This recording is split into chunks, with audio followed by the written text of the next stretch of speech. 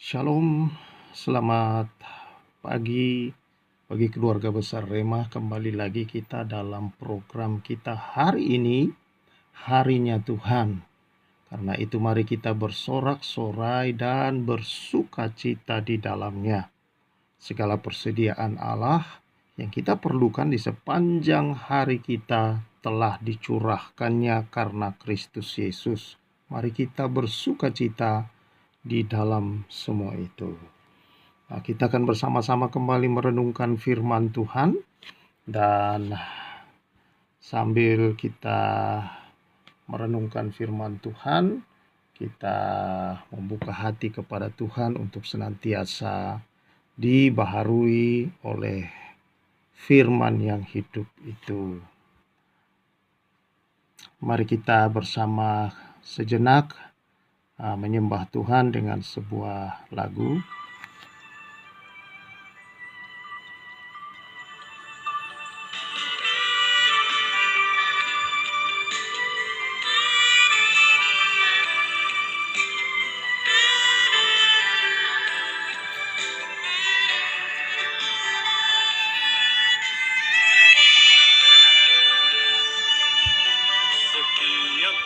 Janji Tuhan kusimpan dalam lubuk hatiku,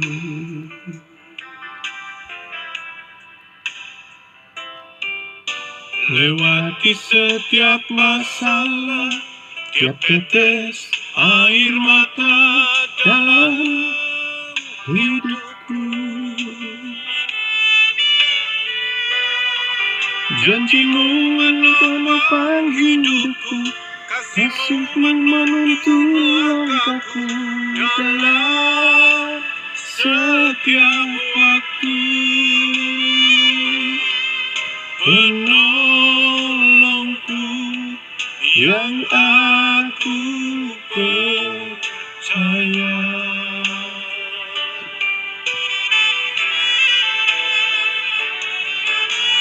Terima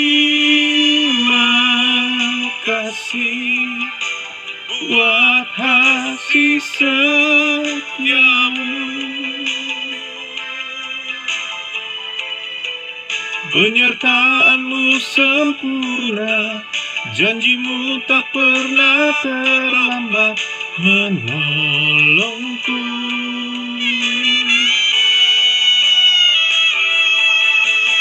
Terima kasih, wah berterima kasih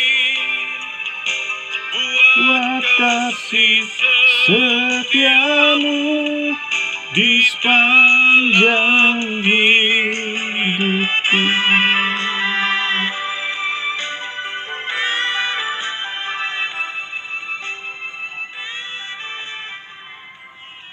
Mari kita senantiasa bersyukur dalam hidup kita, menyimpan setiap janji Allah dalam hidup kita, karena Dia yang berjanji selalu menggenapinya dan menyatakan kasih karunia-Nya yang berlimpah-limpah dalam kehidupan kita.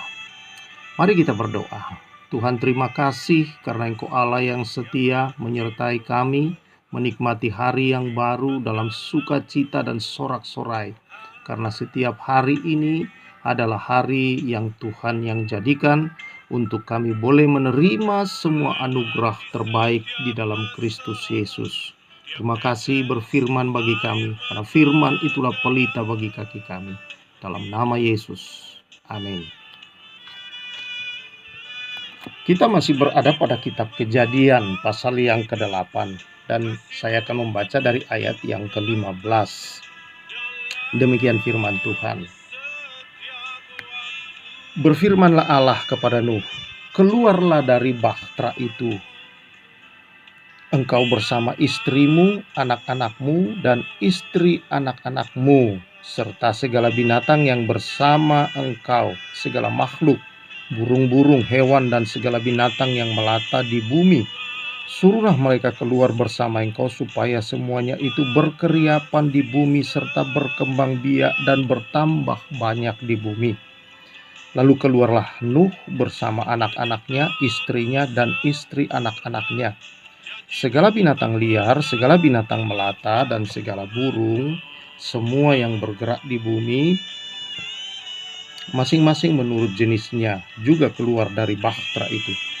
Nuh kemudian mendirikan mezbah bagi Tuhan. Ia mengambil beberapa ekor binatang dari segala hewan yang tahir, juga dari segala burung yang tahir, lalu mempersembahkan kurban bakaran di atas mezbah itu. Ketika Tuhan mencium aroma yang menyenangkan itu, atau bau harum ya, yang menyenangkan itu, berkatalah Tuhan dalam hatinya, "Aku tidak akan mengutuk bumi lagi karena manusia, sekalipun kecenderungan hatinya jahat sejak kecil, dan aku takkan membinasakan lagi segala yang hidup seperti yang telah kulakukan. Selama bumi masih ada, tak akan berhenti musim menabur dan menuai, musim dingin dan panas, musim kemarau dan hujan, siang dan malam." Haleluya, saudara-saudara. Ya, jadi setelah melewati masa di mana mereka berada di dalam perahu itu atau bahtera itu, saudara-saudara, diselamatkan oleh Tuhan dari apa yang kita sebut dengan banjir besar atau yang terjadi air bah. Dan pada waktunya Tuhan menyuruh Nuh bersama-sama dengan anak-anaknya dan juga menantu-menantunya untuk keluar, serta semua hewan-hewan yang ada yang telah diikut sertakan di dalam bahtera itu diselamatkan. Nah, saudara yang saya kasih, mereka keluar dari sana, bentuk kemurahan, bentuk kasih Tuhan yang melewati saudara-saudara air bah yang besar. Kalau bukan karena anugerah Tuhan, pemeliharaan, penyertaan, perlindungan Tuhan, tentulah Nuh dan semua yang ada sudah hilang. Tapi karena kasih karunia, mereka diselamatkan. Dan saudara, setelah mereka keluar dari sana, ayat 20, Nuh kemudian mendirikan mezbah bagi Tuhan, mengambil beberapa ekor binatang dari segala hewan yang tahir atau yang tidak haram, ya, yang halal, juga dari segala burung yang tahir, lalu mempersembahkan kurban bakaran di atas mezbah itu. Ketika Tuhan mencium aroma yang menyenangkan itu, berkatalah Tuhan dalam hatinya, "Aku takkan mengutuk bumi ini lagi karena manusia. Sekalipun kecenderungan hatinya jahat sejak kecil, aku takkan membinasakan lagi segala yang hidup seperti yang telah kulakukan." Ini adalah janji Allah, saudara-saudara. Dia bersumpah, berjanji demi dirinya sendiri, karena tidak ada yang lebih tinggi lagi dari Dia. Saudara, maka Dia berkata bahwa Dia tidak akan mengutuk bumi lagi, dan Dia tidak akan membinasakan walaupun yang ditimbulkan hati manusia itu jahat. Itulah sebenarnya, saudara-saudara, kasih Allah yang besar itu. Dia tidak mempeduli, tidak memperhatikan kesalahan manusia, tetapi saudara, Dia mengampuni. Dan akibat dari pengampunan yang Dia berikan itu ternyata bukan hanya berdampak, saudara-saudara, bagi manusianya itu juga, tetapi juga bagi seluruh alam semesta. Saudara-saudara yang saya kasihi, bagaimana mungkin itu bisa terjadi? Dikatakan di sini, saudara-saudara, ketika Tuhan mencium aroma yang menyenangkan.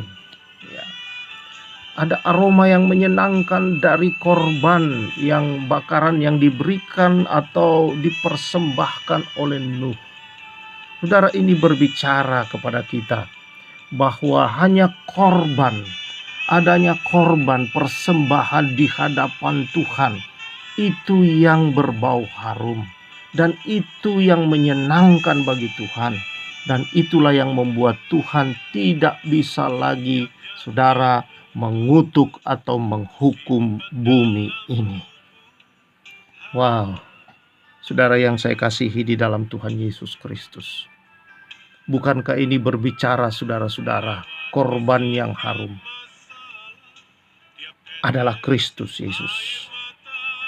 Di dalam Efesus pasal yang kelima ayat yang kedua jelas dinyatakan Kristus yang menyerahkan dirinya, mempersembahkan dirinya sebagai korban dan berbau harum di hadapan Tuhan. Itulah saudara-saudara yang telah juga menyelamatkan kita dari kutuk, membebaskan kita saudara-saudara dari segala dosa, dari segala kejahatan, dan melepaskan kita dari segala kutuk. Korban Kristuslah. Galatia 5:13 berkata, terkutuklah orang yang digantung di atas kayu salib. Yesus mau terkutuk untuk kita. Yesus mau terkutuk supaya bumi dan kita yang ada di atas bumi ini diselamatkan. Tidak lagi dibinasakan saudara-saudara, tetapi beroleh kasih karunia di dalam Kristus, yaitu hidup yang kekal. Ini satu hal yang harus kita hormati dan hargai sungguh-sungguh. Karena kalau tanpa itu saudara, kita binasa. Kita binasa. Tetapi korban itu saudara menyelamatkan kita. Bukankah ketika Kristus sejak mengalami penderitaan pertama menuju salib saudara di dalam taman Getsemani telah menebus bumi ini sendiri dari segala kutuk. Ketika dia berdoa dikatakan bahwa peluhnya menetes seperti tetesan-tetesan atau titik-titik darah. Ya, dan itu memang saudara-saudara dikatakan secara medis bahwa ketika dalam tekanan yang sangat kuat, dan Yesus pasti mengalami tekanan itu adalah tekanan karena dosa, kejahatan, kesalahan kita saudara. Dan dia membayangkan di depannya semua hukuman yang akan dia terima akibat daripada itu, derita yang akan dia tanggung akibat daripada kesalahan dan dosa kita itu.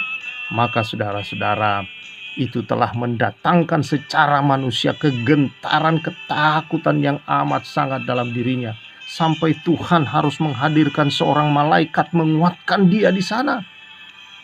Mungkin kita belum pernah saudara-saudara ketakutan demikian sampai harus hadir malaikat saudara secara nyata menguatkan kita. Tetapi Yesus mengalami, bukan karena kesalahannya, tapi kesalahan kita. Kutuk yang harus kita tanggung, dosa-dosa yang harus saudara-saudara dihukum oleh karena itu. Dan dia tanggung semuanya bagi kita. Dan ketika dia berdoa saudara-saudara, maka keringat-keringatnya itu adalah tetesan-tetesan darah, karena pembuluh-pembuluh darah yang kecil di bawah kulit itu telah pecah dan itu menetes ke atas tanah.